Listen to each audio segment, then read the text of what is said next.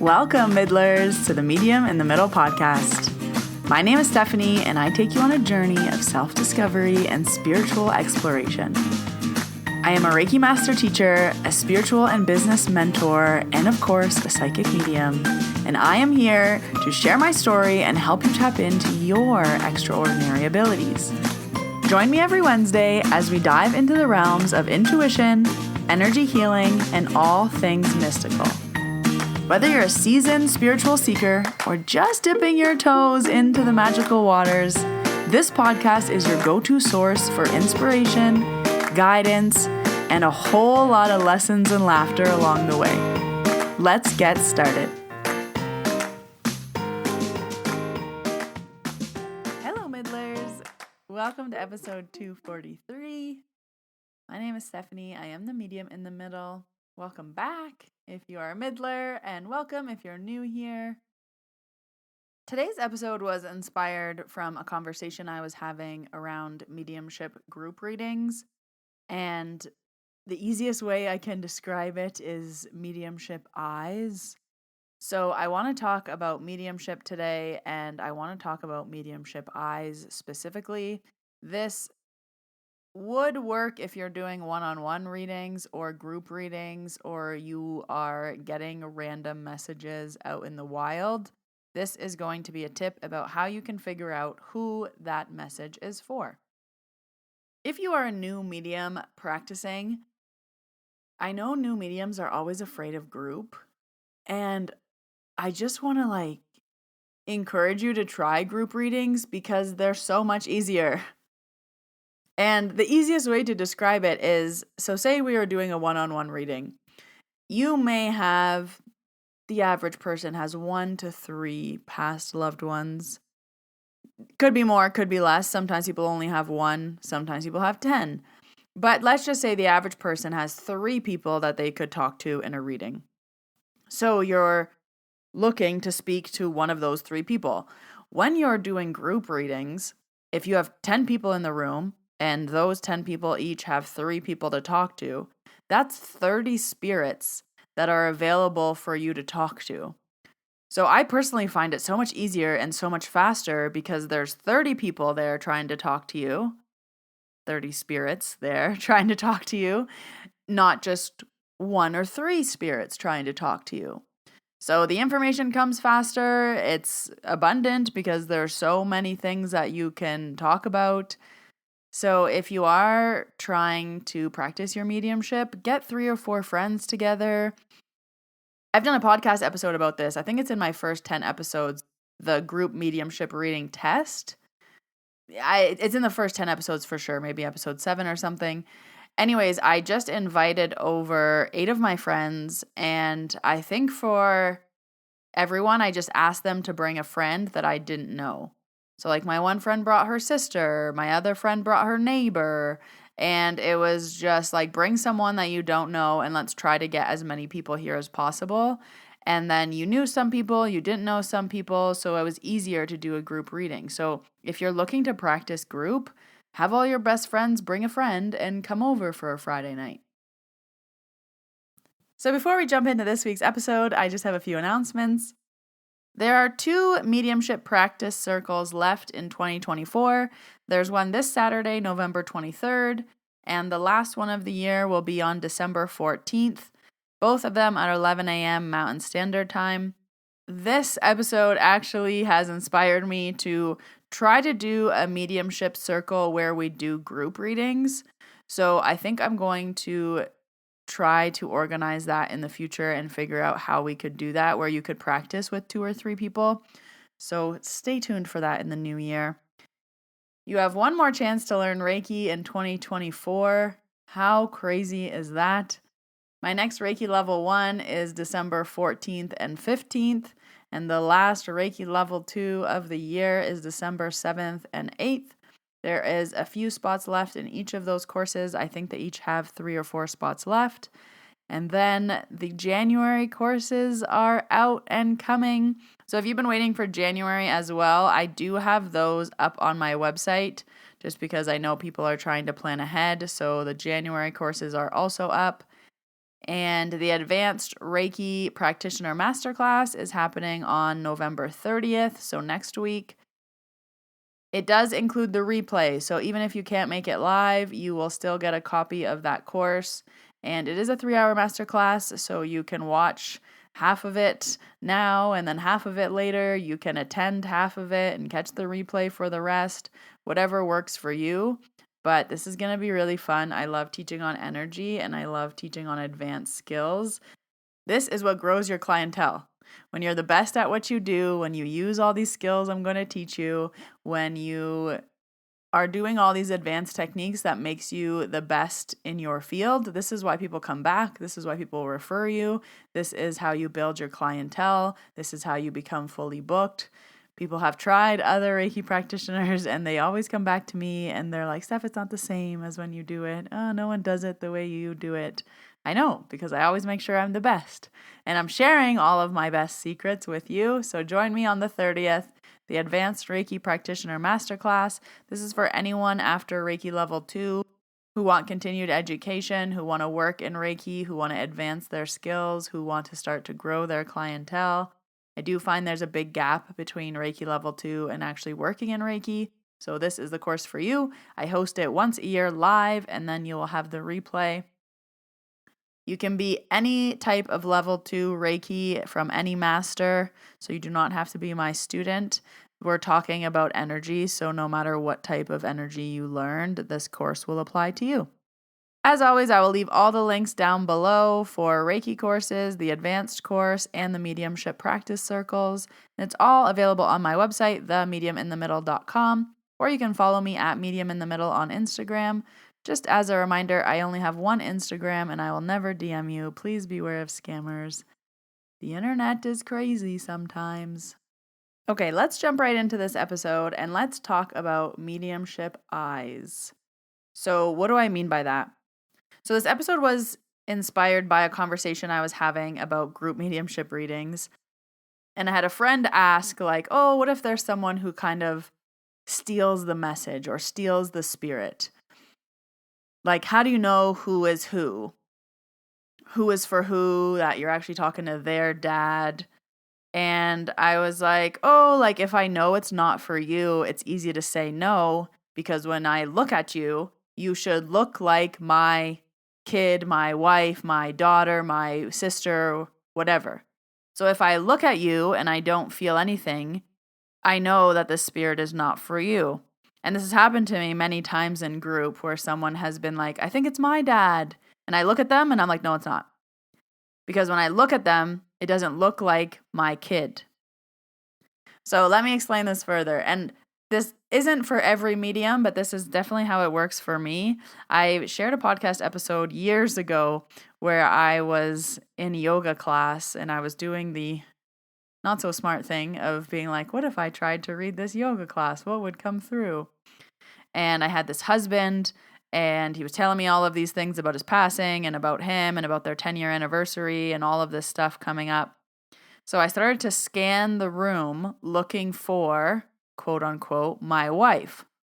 So I looked at every person in the room and I waited until my brain said, that's my wife. So I found the woman and I was like, oh, that's my wife. Because when I looked at her as if she was my wife. Are you following? So because when I looked at her, I said, that's my wife, I knew that this was the spirit's wife. And that's who I had to deliver the message to.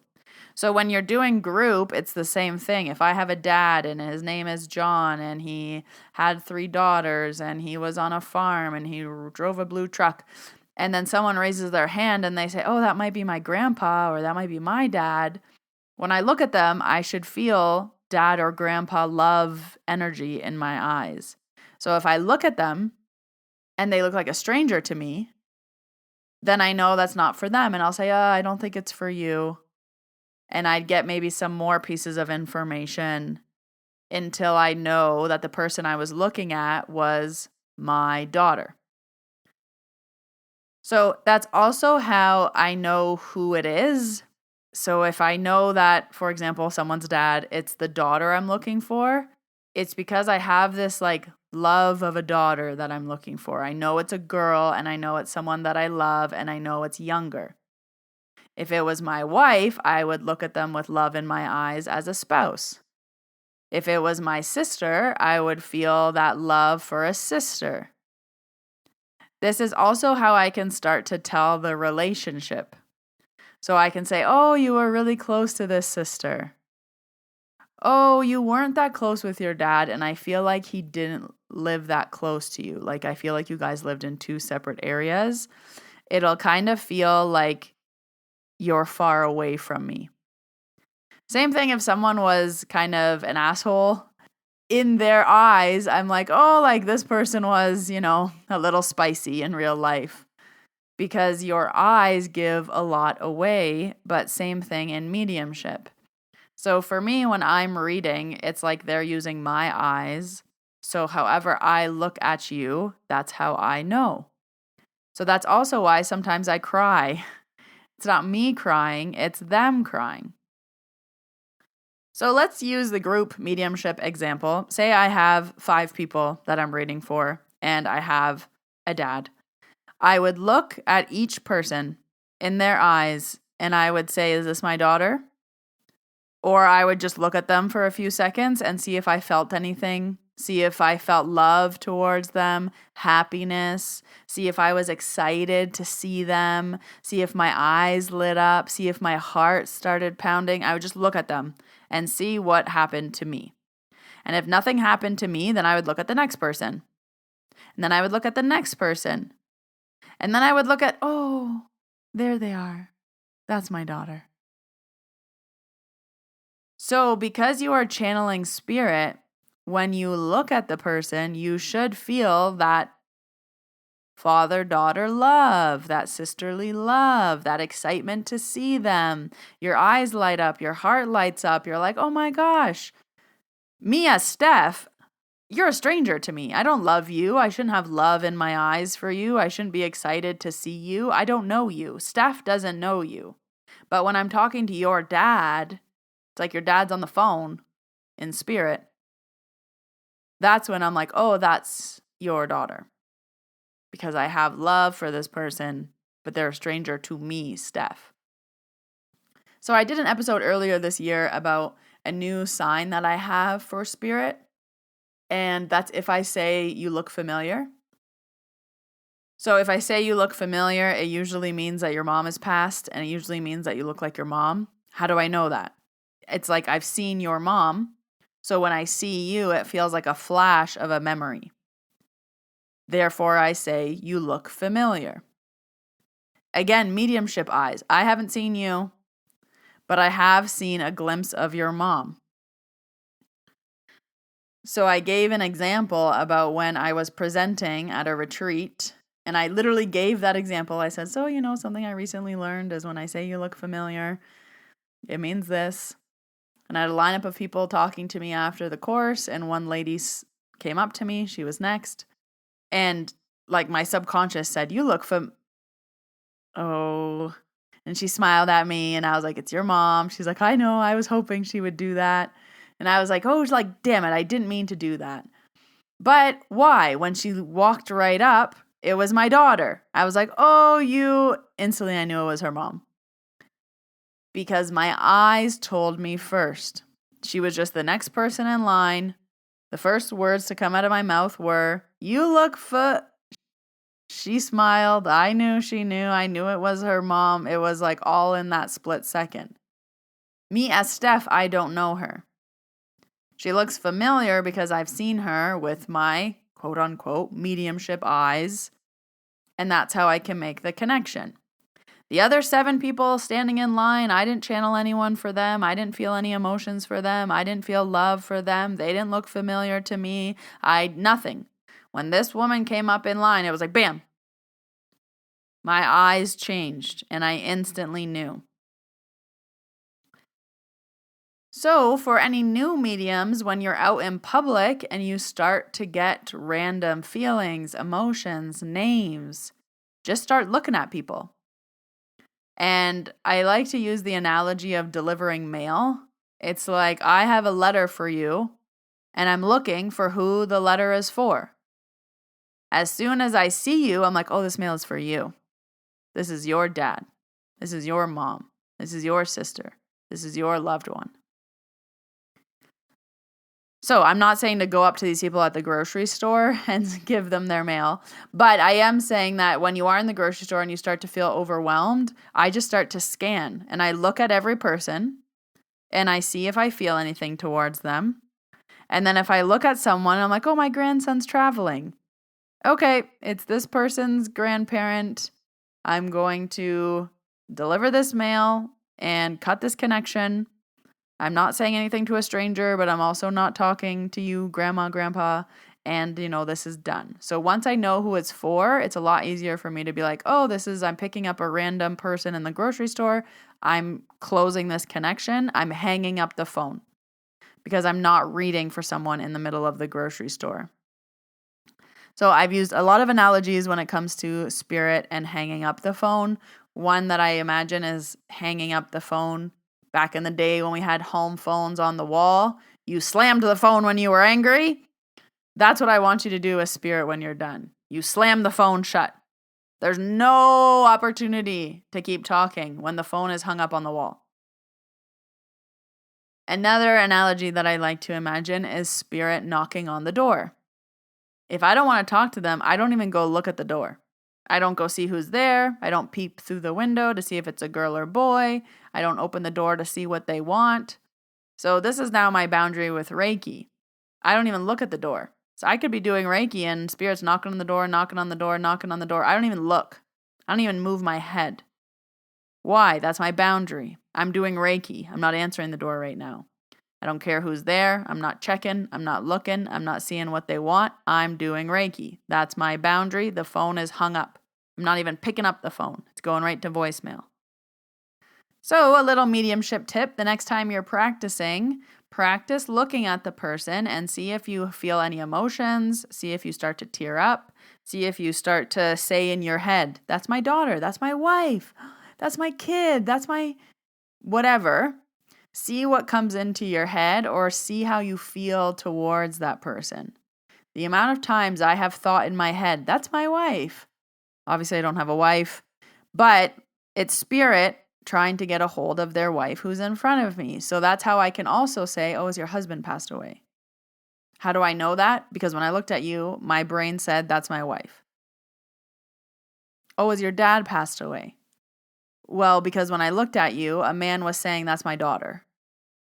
This is also why it's hard when someone feels like a mom, because I'm looking at you with mother love.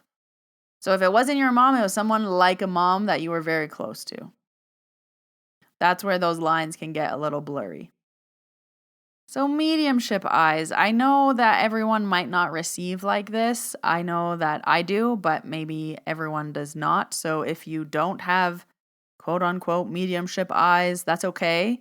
But if you're not sure, start to pay attention when you're doing your practice readings. Start to pay attention when you're out in public and you're getting overwhelmed and you know it's spirit. If you are practicing mediumship readings, imagine it's like mail. And you're trying to look at each person and say, is this your mail? Is this your mail? Is this your mail? Like, who's this letter for? Ah, it's for you. You look familiar. When I look at you, my eyes did something. My heart did something. And also, if you are a developing medium, please don't be afraid of group. It is so much easier when there are multiple spirits for you to talk to in the room than just one or two for one person. So it's nothing you need to be afraid of or worried about. The more people in the room, the better, because that gives you more people to talk to in spirit. So you can use this tip with the mediumship eyes to try to see, I don't feel like it's your dad because I just don't feel those emotions towards you. Oh, you think it's your dad? Yep, that feels right, because when I look at you, I have love for you. So I hope this tip helps you, all my developing mediums. And I hope this encourages you to maybe try group reading, 4 people, 5 people, 6 people, try it out. I've done readings up to 86 people in the room. It doesn't matter how many people are there. There's more spirits to talk to. And spirit is smart. They'll get you to say specific things that hit multiple people. It's beautiful. I love group. I always have said, if I do mediumship again, it would be like solely group readings because I love them. They're impactful, they're fun, and they're easy. I love easy. So go out and start to learn your mediumship eyes. Notice if you feel any type of way when you're looking at the person that you're reading. Do you feel a love for them? Do they feel familiar? Do they feel like your kid, your friend, your daughter?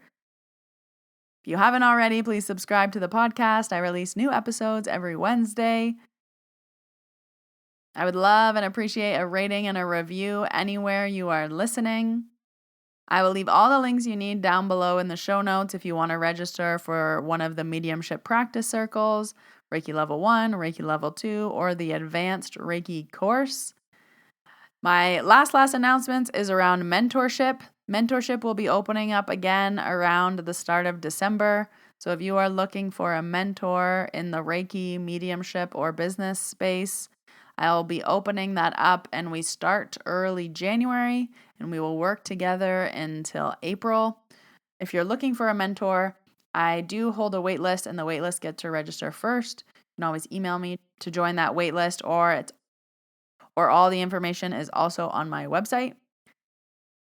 All those links you need are down below in the show notes. But until next Wednesday, Midlers, when I see you in your ears, I hope you have a wonderful week, and I will see you next Wednesday with a brand new episode. Bye.